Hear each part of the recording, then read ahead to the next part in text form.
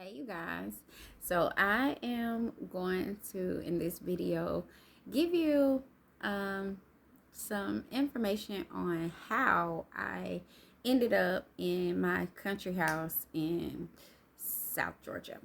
So we'll fast forward to COVID 2020. I and my husband were both entrepreneurs, and I had a sign business that the Lord blessed me with back in 2012. And my husband was also a truck driver, and he became an owner operator in 2017. So both of us had our own business, and we weren't doing so well when COVID hit. So he and I both applied for loans for from the SBA um, for our businesses, and I got a small loan. It was like under 10,000, but that I had no idea what that loan was for. But God gave me that business in 2012 as a result of prayer. I happened to have been visiting a friend of mine's church. I was working at a school in the cafe, and a friend of mine said, "You should come visit my church." So we went and visited her church, and we enjoyed ourselves. So they had satellite services, which is kind of like maybe that's not what it's called, where some of the participants, if you live near each other, you have like a Bible study in the middle of the week. It was something like that, and so there were several people that attended the church as well that lived right down the street from us. So on Wednesdays we gathered with them for some time, and just kind of worshiped, read the Bible, and just encouraged one another in the middle of the week. And so one Wednesday, the host husband said, next week we're going to each share something that we're looking for the Lord to do in our lives, like something we're believing God for. That was what the term was, believing God for. And so I had been impressed about making signs, like children's signs for their wall, like words for their wall. And I was making them just by hand, cutting them with a scroll saw and painting them and glittering them. And so that's what I was hoping for. I had a receptionist job, so I was working doing that. But in my heart, I felt like I wanted to make signs for kids. So I did not have the courage to bring my signs in so that they could see one of my signs, but I did bring it and had it in the trunk. So when my turn came around the circle, I told them that I was believing God for my signs business, that I was making signs for kids, glitter signs, and that's what I was believing God for. And sure enough, it was almost like that confession did it. When I tell you, I had a whole moment with like Jesus when the fishermen had their nets on the wrong side, on the other side, and Jesus said, "Have you guys caught any fish?" And they were like, "No." And he said, "Cast your net on the other side." Well, I just randomly one day got a message. The Lord had led me to a website called Etsy, and I started posting my signs there, and I started getting a lot of likes. People were liking it because they were glittered signs, and but nobody wanted to order one, and I couldn't figure out why. So one day a lady messaged me and asked me if I could make a heart C for her wedding to go on her head table where her and her husband were gonna sit. So I was like, oh yes. I didn't know if I could even do it. I didn't have a computer at the time. I was, did all this from my cell phone. So I had never gotten an order. I didn't know how any of this was going to work, but I said, yes, I can do it. So the Lord blessed. I went to the library, printed off the letters, drew out the heart, laid it on my wood, traced it out, cut it out, and painted it, glittered it, put the little tacks in it so it would sit up on the table. And the lady loved it. And so she gave me a raving review. Then all of a sudden, more people started messaging me. Hey, can you do this for my wedding? Hey, can you make that for my wedding? I'm like, yeah.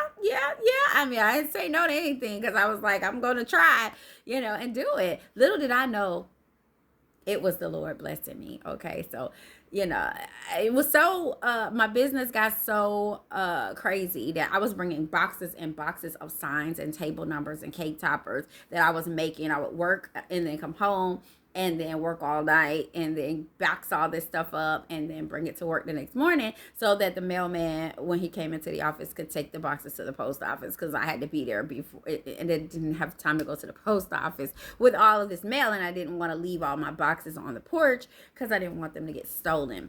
So it was just crazy how God blew up my business. It was amazing. But fast forward, I was married during that time, and I subsequently divorced my first husband. And my second husband, once I kind of got involved with him, my business started to struggle. And I didn't want to believe that it was because of him, but that was the enemy blinding me. I felt jaded because, there was infidelity in my previous marriage, and I was very hurt, and I felt that, I didn't deserve that. And the enemy's like, yeah, you don't deserve that, and I'm like, I deserve to be with somebody. And the devil's like, yeah, you deserve to be, let's go find you somebody, And so I got out of one bad marriage and into another. Unknowingly. And I actually was, with my second husband for years before I actually did marry him, hoping and praying that our relationship would have gotten better, but it didn't. And shortly thereafter, we were separated. But leading up to that, fast forward to 2020. So I had a sign business, and I applied for the loan through the SBA, small loan, and the loan came through. My husband and I, we were struggling, and we decided that it was best if we could find a cash house and purchase it. So when it come time, when we found this house, in the middle of nowhere in the country, the money that I needed to purchase the house came through the same week that I was supposed to sign the paperwork. And my husband at the last minute backed out and said he didn't want to pay for it, that if I had the money, then I needed to do it if I wanted the house, but he didn't want to. So I'm like, are you serious right now? And he was like, yeah, I'm serious. So I had the money in my account. I was like, I need a secure place to stay. I don't know about you, but I'm going to buy this house. So I had the money. The Lord blessed. I got the loan. It came through. I paid for the house. And so it's that, we were able to get a little electric done at a low cost with some of the local people who had apprenticed with electricians and whatnot. And so we had a little electric in the first 3 rooms. We had 3 ceiling fans put in. We did some painting. We would come up on weekends and stuff, and it was like vacation, but my husband would sleep and I would paint and do things, and Callie would just, my little one, she would just, piddle around the house and find lizards that were, crawling around in there and stuff, and she would just sit in here and hold the lizard while I'm, painting or whatever, and her dad was asleep. But, we did that, for a year. But then, for a few months, and then money kind of dwindled, and we stopped coming as much because we didn't have the funds to keep coming up here and to buy supplies and stuff. So the house started to kind of sit. So around May of 2021, me and my husband were in a really bad state. He was not saved. He claimed to be a Christian when I met him, but he didn't do anything where a walk of the Lord would be concerned. He did everything that a non-saved person would do. And at the time, I was like, well, it's not gonna he was like, if you have a problem with that, then you have a problem with me. And I was like, well, I don't have a problem with, you smoking or whatever, it doesn't affect me. I don't have to, do it. So, if that's what you want to do, that's fine. Not understanding I didn't understand. Anyway, I went along with these things. I was wanting a relationship, and I did not understand the right way to get one, um, because my eyes were still closed. My eyes were still blinded, and that's how I know that apparently I was not saved at that time, even though I thought that I was. And so the house was basically in disrepair, except for the 3 rooms that we were able to get some electric going in. We didn't have any indoor plumbing, water, or plumbing, and there was no bathroom or kitchen that was usable. Everything had to be redone. So work stopped, and we were, in a dire strait. And I'm like, look, this relationship is not, I'm not happy, you're not happy, we're gonna have to do something. My parents have been married for over 50 years, and I just assumed that, we were gonna have a great marriage. I assumed I made a mistake in my first marriage, but I wasn't gonna do that in the second one, and I had no idea where I went wrong in the first one, so let alone how would I know how to fix it the second time. I didn't know. I didn't know that the missing person was Jesus. The missing person was my Father in heaven, having the Holy Spirit within me. That's what I was missing. And I didn't have it the first time, and I didn't have it the second time. So needless to say, that's why I was having these problems. But I was not aware of that. I was going to find that out. So I told my husband, this is not going to work. We need some help. He said, well, find a counselor. I said, okay, I'm going to find a Christian counselor. So the Lord had let me visit a church some years before, and I called them and I said, my husband and I are having some problems. So we had a Zoom marriage a counseling session. And the marriage counselor said, in your own personal time, she said, do you want your marriage? I said, yes. She said, do you want your marriage? My husband said, yes. She said, well, in your own personal time, you guys need to ask the Lord to show you. Ask him to show you what he thinks about you. And then make another 2-week appointment and come back. So I did that. I was desperate. I was on my second marriage, and we had a 4-year-old daughter. I wanted to know what I was doing wrong, how to fix this. So I was alone in the home, and I was like, Lord, please help me. What am I doing wrong? Show me, help me, and I just left it alone. A few days later, the Lord hit me. He spoke to me. All of a sudden, he hit me with disobedient in my spirit, like somebody told me I was disobedient, and I knew it was him. I was like, oh, the Lord spoke to me. I'm disobedient. And I mean, I wasn't happy that I was disobedient, but I was happy that I knew he responded to me. He spoke to me. He hit me in my spirit, and I knew when I felt like I was being told I was disobedient, that was my answer. So I was like, okay.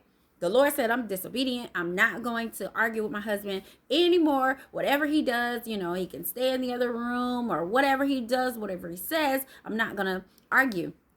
And the marriage counselor had told us to make a 2-week appointment after we asked the Lord to show us who we were in his eyes. And so we had made a 2-week appointment. And when we came back, of course, he was happy, and I was happy that he was happy, and so she was like, okay, y'all did your work. Wonderful, but after a while, I started to realize that this isn't fixing, because I'm trying to be patient and kind and loving, the Proverbs wife, and my husband is still the same. And I was expecting at any moment the Lord was going to change my husband, and he was going to be this awesome man of God. And that's just not what happened. I didn't understand that the Lord had a plan to change me, because I asked him to help me. So his plan was to change me, not my husband, but I had no idea of this. So a little while later, my husband picks a fight one weekend, packs a bag in the car. He had gotten his money from the SBA, and it was a lot of money. And so he wanted to go, I guess, spend it without me. So he picked a fight and he left. He was gone Friday night, Saturday night, and Sunday night. He came back early Monday morning, around 8 or 9 o'clock. But early Monday morning, about 2 a.m. Sunday night, Monday morning, about 2 a.m. I was working on a sign. I had got an order from Amazon for a sign, and I was cutting. and listening in my headphones to a TD Jakes sermon. When I tell you, a voice beamed in and started speaking to me over this. It's like the recording shut off, the video shut off, and I'm hearing, "You said you were going. When are you going? When I do something else for you?" Just like that. You said you were going. When are you going? When I do something else for you? I turned the saw off. I took my headphones out. I'm looking around. The house is dead quiet. My daughter's asleep. Nobody's there but me. But I heard a voice clear as day said, I was going somewhere. And when was I going? When he did something else for me. I knew exactly who spoke to me. And I knew exactly what they were saying and what they wanted me to do. I had a phone conversation with my oldest brother about a week before that. And in the conversation, he was asking me, like, when are you leaving? I just want to know when you're leaving, because he knew my husband and I were having problems. And I said, I cannot leave. I can't go to that house until God gives me some more money. That's what I told him. I can't go until God gives me some more money. Knowing he is the provider of my needs, I knew that. But unfortunately, I didn't realize God wanted me at that house, and he knew it was in disrepair. But he heard me. He heard me. That was just like doubting Thomas, how he said, I'm not going to believe that you saw him until I put my hands in the holes in his hand, until I put my hand in the hole in his side. Jesus must have been in the room with Thomas when he said those things, but he didn't make himself known. He was just watching. He was just listening. Because 8 days later, he showed up in front of Thomas. He didn't ask him anything. He said, here's my hands. Put your hands in the holes. Here's my side. Put your hand in the hole. I heard you speaking to me, speaking about me. What you weren't going to believe until you see. Put your hands in the holes and be believing, But it was just awesome that he too was showing me, I was with you. I heard you talking to your brother on the phone where he was asking you, when are you going? And you said you wouldn't go until I gave you some more money. So when he spoke to me, that's exactly what the Holy Spirit said. You said you were going. When are you going? When I do something else for you? I knew right then my answer was no, Lord. I'm going ASAP. As soon as I can. And when I tell you 24 hours later, I was moving into that house. No joke. My husband came in a few hours later, about 8 or 9 o'clock that morning. Like, he went to the store to get a pack of cigarettes. And he was like, are you going to the barbecue next door? And I'm like, no. The Lord spoke to me. I'm moving to Louisville. And of course, he thought that I was just upset that he had been gone for the past 3 nights and that I was being vindictive. He had no idea, because he did not believe that God spoke to me. And that he told me it was time for me to go. And I knew what he was telling me to do. And I knew that when I left that house, that was going to be the end of my marriage. I knew even if I tried to come back, my husband was having none of it, So that's where we were. Excuse the horn. Live in the country. But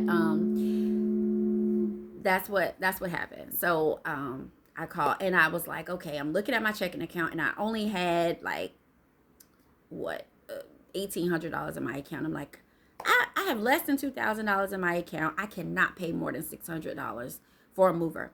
Do you know, I looked up Facebook Marketplace and the first mover I called said, we'll do it for $600. I mean, God just parted the waters. Everything that I needed to get here, he provided. I had the money. I didn't have to ask anyone for it. They gave me the price that I set in my heart to move the stuff. So, I packed me up, my daughter, and the things that I could bring with me, and we set off for Louisville. And it's crazy because the only way I was able to buy this house was from the business that the Lord provided for me, even though he stopped it. He dwindled it down so that I couldn't earn a living from it anymore, because he was doing something special in my life. He wanted to be the one to care for me and take care of me. And I was telling my husband that the Lord is the one. He's the one who provides and is taking care of me. And he said, that's easy for you to say. You're not making any money. I'm the one paying all the bills. I'm taking care of you. And I'm like, even so, God has prepared, blessed me and taken care of me my whole life. I knew that in my heart. So, but he didn't have any ground in his heart, any basis for what I was saying, because he didn't grow up that way.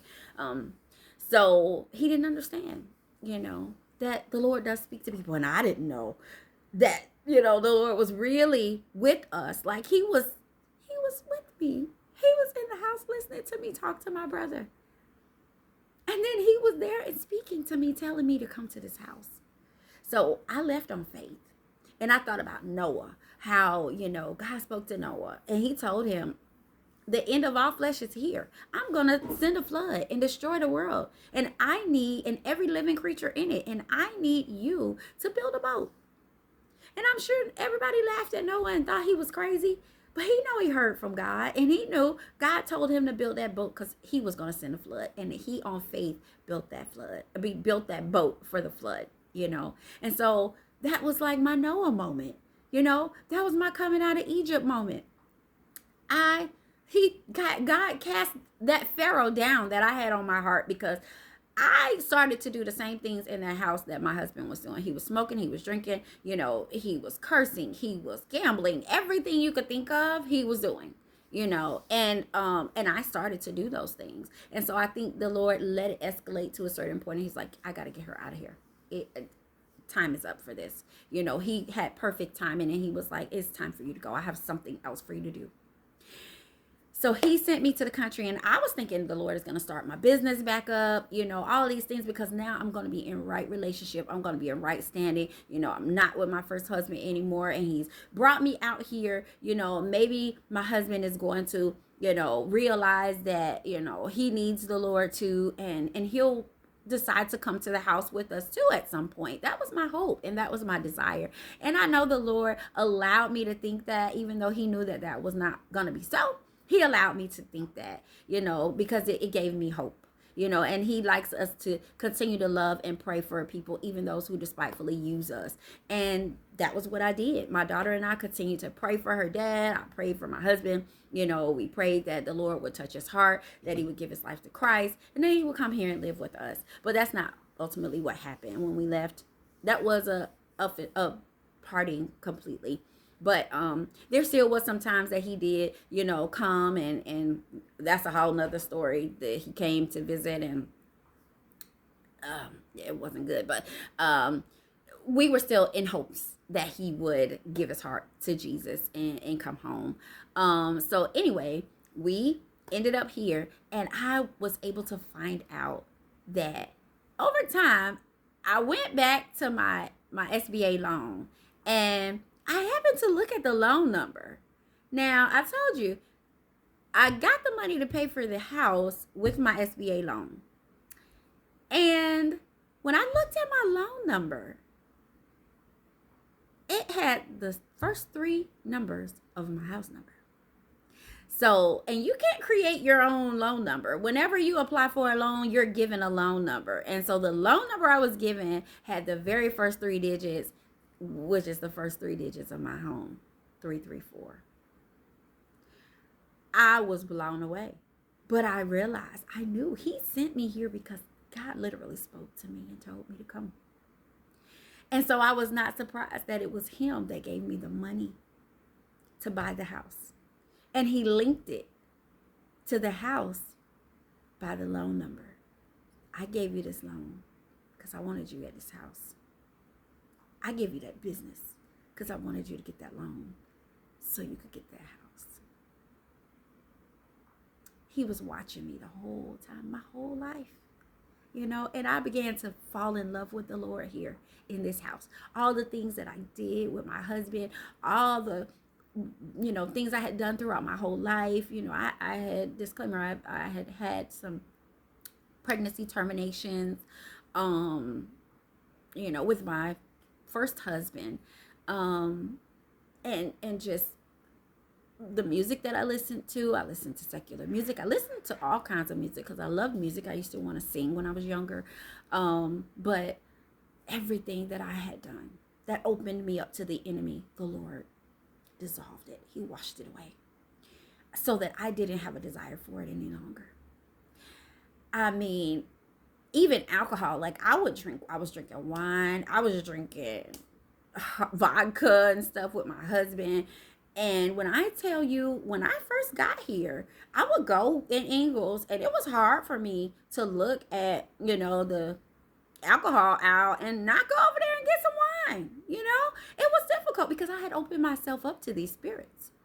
Those wine and spirits literally are spirits attached to these things, and we have no idea what the spirit realm, what's happening when we agree, when we take part in things, because you're coming into agreement with it. And I had to come out of agreement with all the things that I had opened myself up to with my husband, and that took a period of time. But the Lord, some things just fell right off. I just got here and realized I wasn't watching no TV, nothing but pastors, preachers that were giving sermons. Only songs I listened to were gospel songs that were worship songs to the Lord. And it was just me and my daughter here in this house trying to fix it to make it decent, on pennies, trying to figure out how to live. But it was exciting because I'm like, the Lord is with me. I knew he was with me. He sent me here, and he funded it.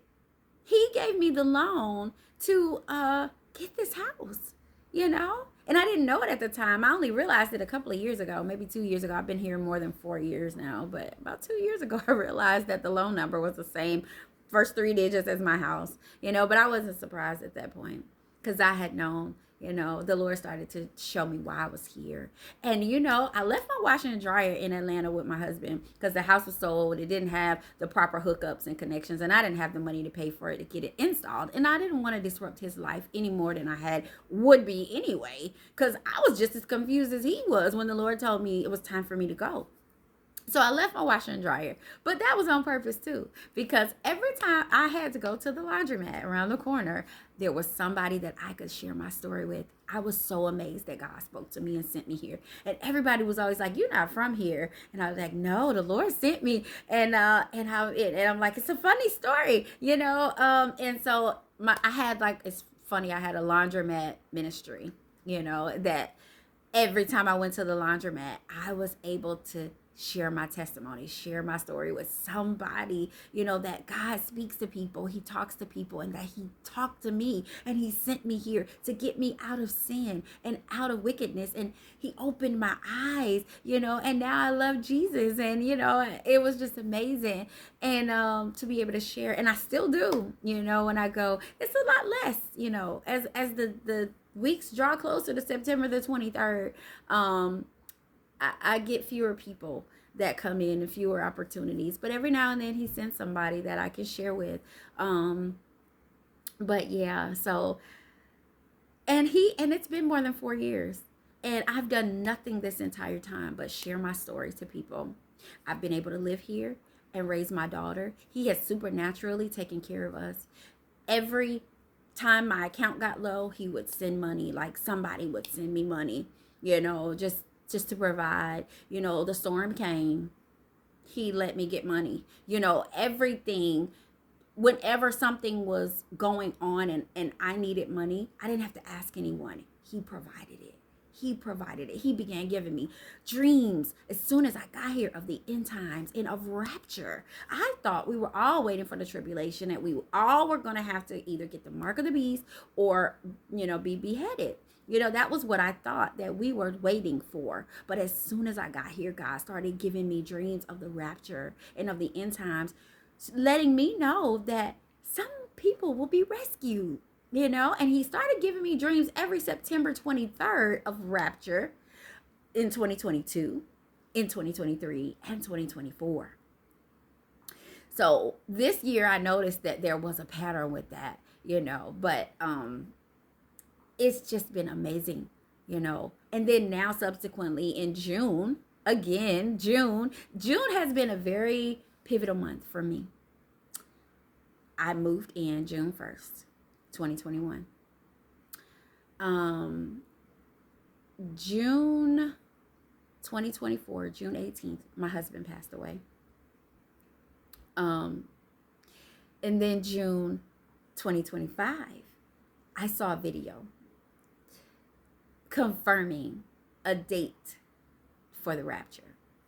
Now, as I said, the Lord had been giving me dreams of September the 23rd for the past 3 years of rapture. And I would get all kinds of transformation dreams as well on different dates. But he also, on September 23rd, always gave me a dream that had something to do with the rapture. So initially, I was stuck on September 23rd. But every year, it kept passing, and we were still here, even though I had these amazing dreams, which pointed to September 23rd. So I didn't know what to do with it until June of this year, 2025, when the Lord let me pass a video by a man named Joshua. And Joshua came on this podcast with these two African girls, Millicent and Innocent. And he said that the Lord came to him and told him plainly that he was coming for his church on September the 23rd or 24th of 2025.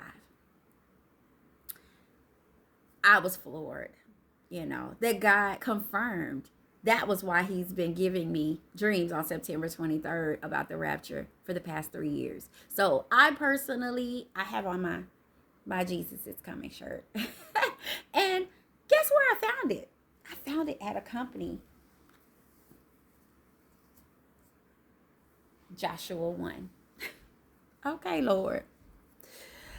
I'm just telling y'all, God is amazing. And I truly believe that he is coming this September 23rd. For some people, it may be September 24th. But I truly believe that this is the year that he's coming for us. So I believe that's why he did all this for me. And that's why he sent me here. And that's why he's taken such good care of us. That's why he's had me sharing my testimony. Because he sent me here to warn this little town.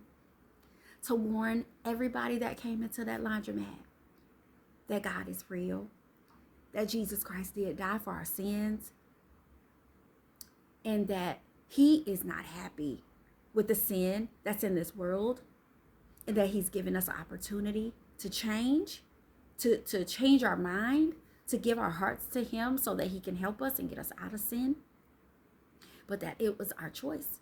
But he sent me here to warn them. So I've been telling people, I believe the rapture is this day. I believe the rapture, I believe the rapture is coming. And people are like, okay. But now this year, we're still here. But we have the prospect of an amazing date. And I have been getting so many confirmations since June. Like, you wouldn't believe. He's given me revelations about the dreams that I've had, more understanding of them, as to what they mean and why, So I'm totally convinced that this September 23rd is the day. And I'm still bamboozled. I'm still like in amazement and shock. I don't know, because I've been wrong so many times. It's like, I don't want to lead anyone astray, I truly believe, and I truly believed before the dates, I'm like, the Lord has shown me this, so this must be the day, because they look so amazing. But this one, there's something else. There's something different about this date.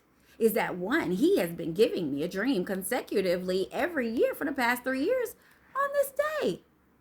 And then I have someone come on and confirm that God specifically gave him this year and the same time frame, and that it falls on the Feast of Trumpets, which is the day that nobody knows the day nor the hour.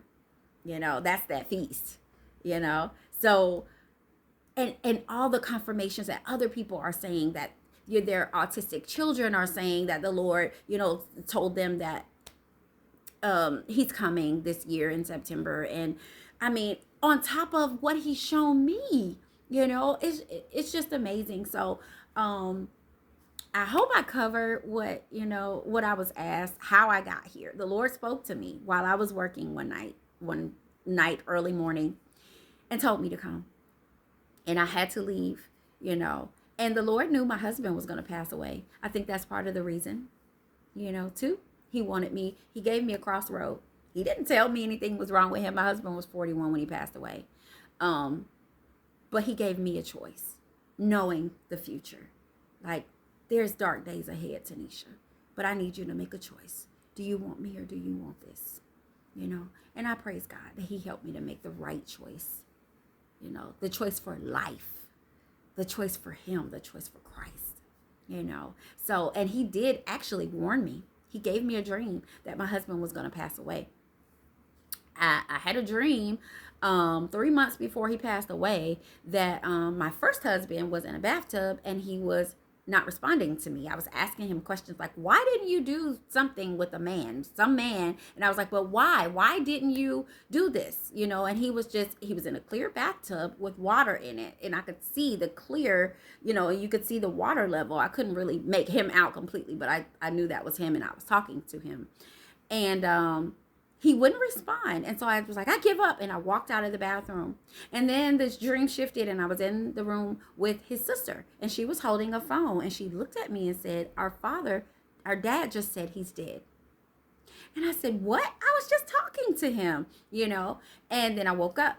And so, of course, my ex-husband is still alive and well. He's fine. So I didn't understand the dream. I'm like, he's not dead. So I don't understand this, you know. But 3 months later, when I would look back at my dream, I realized the Lord showed me before it happened.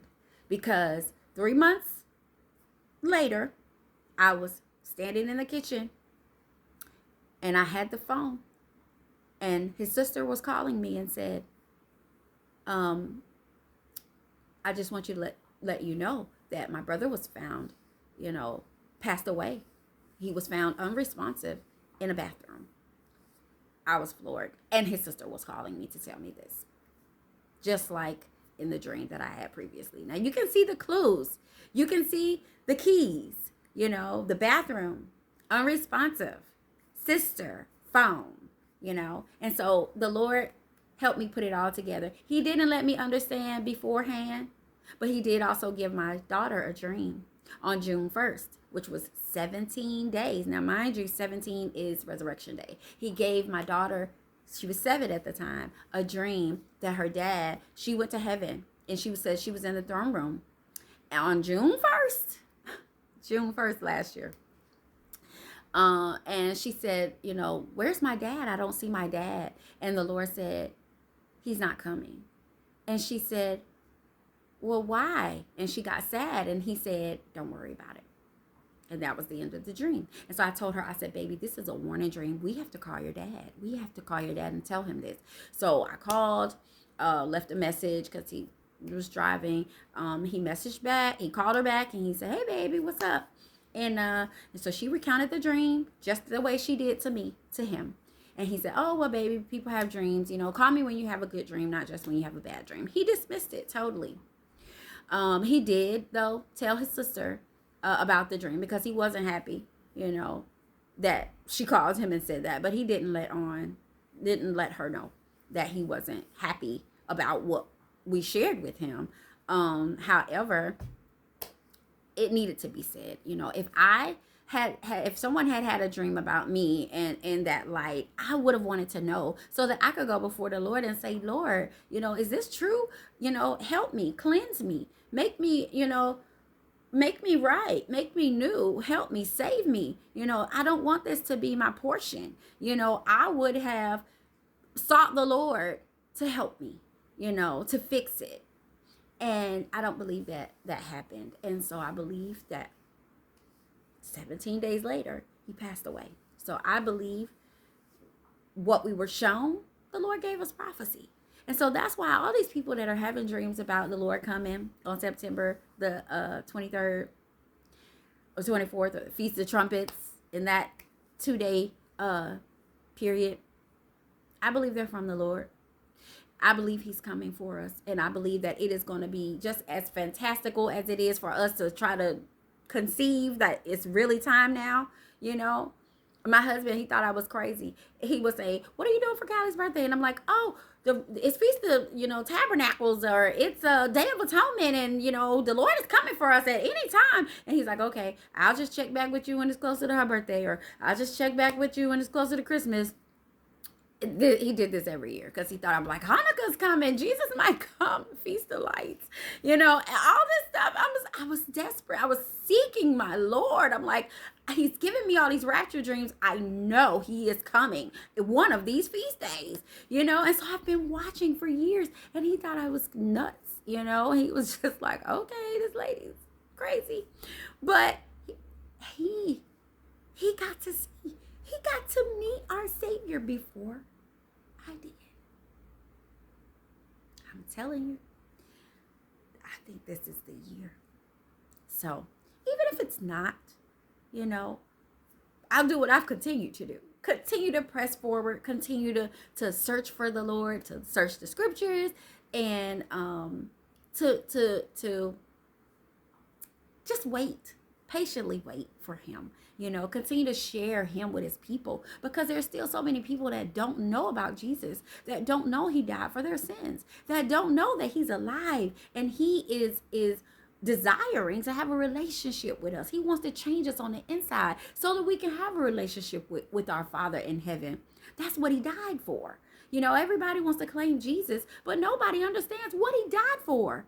And nobody seems to be searching him out to help get themselves clean, to receive righteousness, to receive salvation. We stop at the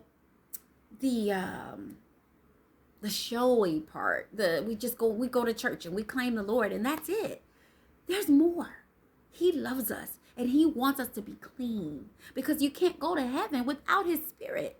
You have to receive his spirit in order to go to heaven. One of the dreams that I had, my rapture dream, I was being pulled to Jesus by my feet. That showed me there was nothing I was doing that's trying to get in the air. When I saw him, I'm like, yes, Jesus. But I couldn't do anything. Then the dream shifted, and I'm already in the air being pulled by my feet. I think that was to show me that there's nothing you can do. His spirit, he's drawing us unto himself. And so it's written that if you are not born again, you cannot see the King. You will not enter the kingdom of heaven. You cannot enter it unless you're born again. So you must receive the Spirit of God. So anyone who does not know Jesus Christ, I pray that you give your heart to him. Understand that he does love you, that he is very interested in the things that you do, and he has been with you and watching you your entire life. You mean just as much to him as I do and anyone else that's out here. He left the 99 to go back for the one. And I know that he's not leaving anyone behind. He came back to get me. He called me out, and he sent me to a prepared place that he has taken perfect care of me and my daughter. We haven't hurt for anything. And yes, we have a kitchen, and yes, we have a bathroom today. We live better, and been more at peace than I have my entire life, because I'm at peace with my Creator. He's come into my life and shown me that he loves me, that he cares about me, that I'm important to him, and that you guys are important to him, and that we are here. We're his boots on the ground, fulfilling his mission to get as many souls open, their eyes open to Jesus and to darkness that's around us, so that we can give our hearts to him and be saved before destruction comes. That's what I was sent here for. And that's what all these people that are warning about the rapture are doing. Because in a minute, they're going to be taken up in a whirlwind. We're all going to leave. Everyone with the Spirit of Christ in us, we will be taken away. And so this message is in case anyone is left behind. Understand that God still has a purpose and a plan for you. He wants you to end up with him in heaven so that you can join us at the end of it all. Do not take the mark of the beast. You will no longer be able to be forgiven or saved. If you give your life for Christ, you will receive eternal life. So trust in him, depend upon him, give your whole heart, your whole life to him, and he will protect you, and he will take care of you. He will be with you through the fire. Just like Shadrach, Meshach, and Abednego. They said, our God is able to deliver us from this. But even if he doesn't, he's still God. So, till next time, I love you guys.